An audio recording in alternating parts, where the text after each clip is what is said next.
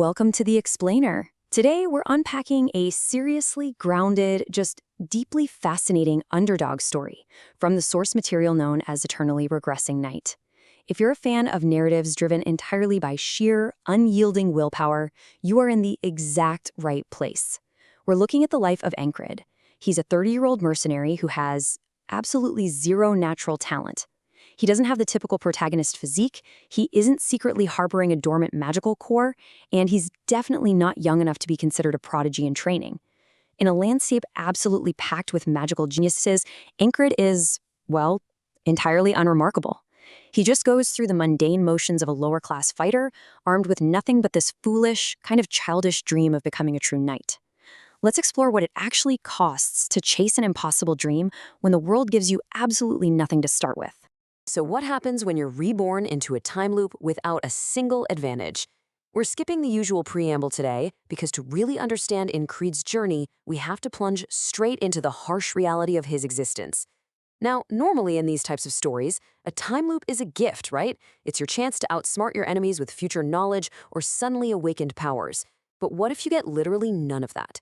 What if a time loop isn't a superpower at all, but just a very, very long way to suffer? Okay, let's dive into this. Section 1, a world of prodigies. Contrast your typical regression hero. You know the one. They die, go back in time, and are immediately handed cheat skills, OP stats, or a legendary magic system with Encrid. He completely lacks aura. He lacks fast reflexes. Actually, he lacks any physical genius whatsoever, and he's routinely mocked by his peers for his glaring limitations. But to compensate for a complete absence of innate talent, he pushes his unremarkable body to the absolute breaking point every single day. He sleeps less, he runs harder, and he swings his sword until the skin literally peels away, leaving raw, blistered flesh. Then, he wraps those bleeding hands and swings again. In a dark fantasy world built solely for prodigies, his relentless, agonizing grit is his only weapon. And despite all that blood, sweat, and desperate effort, reality remains unapologetically brutal. During what's supposed to be just a routine, unremarkable skirmish, a sudden, blinding strike.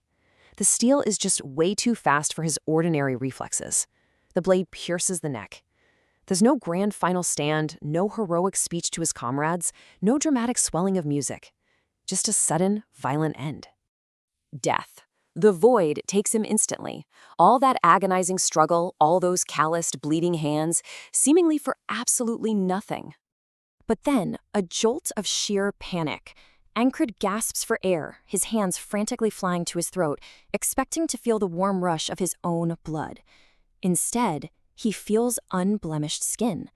His eyes snap open to the morning light. He doesn't pass on. He doesn't go to a peaceful afterlife. He is sitting right back in his bed on the morning of the exact same day he just died. Section 2. The Midnight Reset. Encrid is trapped in an inescapable cycle. And this brilliantly illustrates just how restricted his curse actually is. It's not a grand leap back to his childhood to fix all his past mistakes or invest in some magical cryptocurrency. It is a suffocating, incredibly tight reality.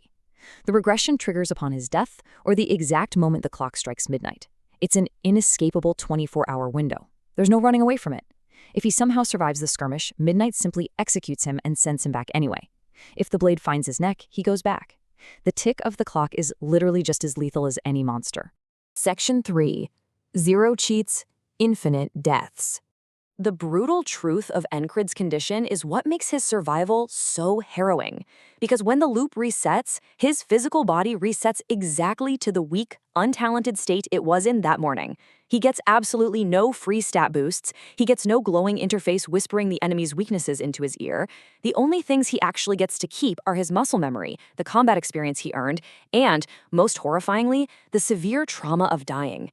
His fragile human mind has to bear the heavy, crushing weight of every single gruesome death.